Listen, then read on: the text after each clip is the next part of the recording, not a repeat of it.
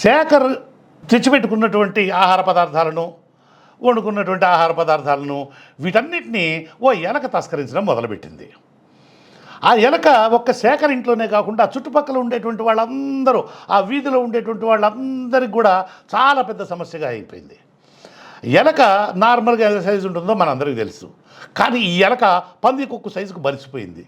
బలిసిపోవడమే కాకుండా అందరి ఇళ్లల్లోనూ నేల మీద నుంచి ఎగిరి అమాంతం ఉట్టి మీదకు దూకే, దాదాపు 7 అడుగులు 6 అడుగులు ఎత్తులో ఉండేటువంటి ఉట్టి మీదకు దూకి ఆ ఉట్టిలో ఉండేటటువంటి కూడా తెగమేసేసి ఆ ఉట్టిని పగలగొట్టి పోతా ఉంది ఈ ఎలక.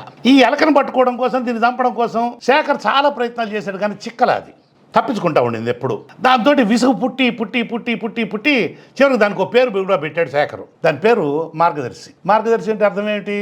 దారి చూపించునది లేదా దారి చూపించువాడు అని అర్థం.